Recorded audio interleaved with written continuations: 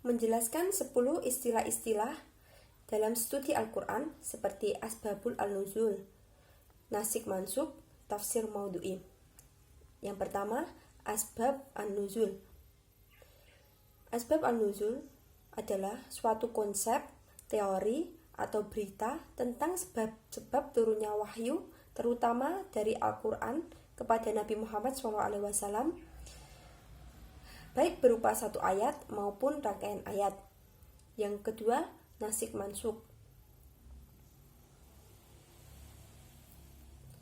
Nasik Mansukh berarti sesuatu yang membatalkan, menghapus, memindahkan, dan sebagainya dinamakan nasik, sedangkan yang dibatalkan, dihapus, dipindahkan, dan sebagainya dinamakan mansukh.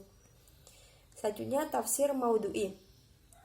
Metode tafsir maudhu'i adalah metode tafsir yang berusaha mencari jawaban Al-Quran dengan cara mengumpulkan ayat-ayat Al-Quran yang mempunyai tujuan yang satu, yang bersama-sama membahas topik atau judul tertentu, dan menertibkannya sesuai dengan masa turunnya, selaras dengan sebab-sebab turunnya, kemudian memperhatikan ayat-ayat tersebut dengan penjelasan-penjelasan, keterangan-keterangan, dan hubungan-hubungannya dengan ayat-ayat yang lain. Kemudian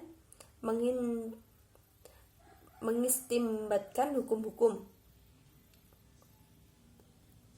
Selanjutnya, menjelaskan 10 istilah dalam studi hadis seperti jarh wa ta'dil, rijal hadis, dan lain-lain.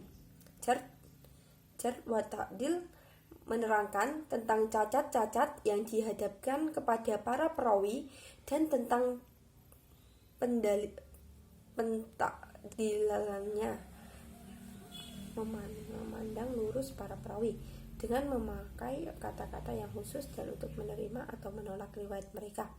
Rijal hadis, kajian yang berhubungan dengan sanad kajian rijal al-hadis, berhubungan dengan penelitian terhadap semua personal yang menjadi perawi hadis sampai hadis dikodifikasikan pada kitab. Yang ketiga, dab, yaitu keteladanan periwayat hadis berdasarkan pada kekuatan hafalan yang dimilikinya. Seorang yang dapat memiliki kesalahan super minim. Adl, yakni keteladanan seorang perawi atau periwayat hadis dinilai berdasarkan pada ketaatannya dan dalam beragama. Yang kelima, marfu, yakni hadis yang jalur riwayatnya dan penyandarannya sampai kepada Rasulullah SAW. Kemudian tadlis, yaitu keahlian yang dimiliki periwayat hadis yang menisbahkan sebuah hadis tidak kepada sumbernya atau tidak secara langsung. Hal itu dengan pertimbangan bahwa sumber langsung ini dinilai tidak terkenal atau dhaif. Jadi hadisnya tidak terkenal.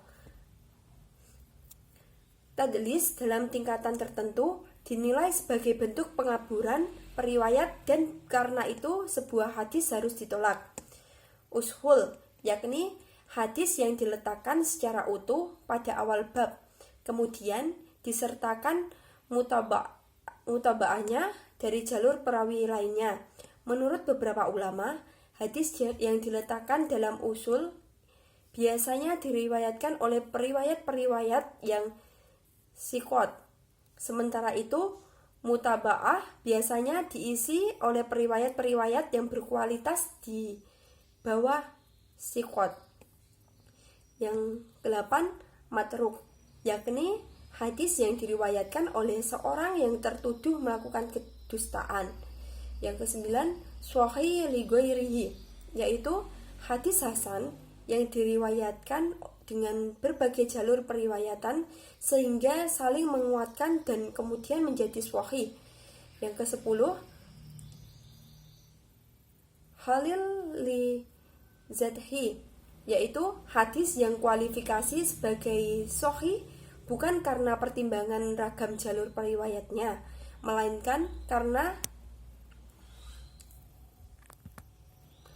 karena pertimbangan ragam jalur perawinya, melainkan karena secara intrinsik hadis ini sudah terkategori sahih berdasarkan periwayat-periwayat di dalamnya yang bersifat siqat.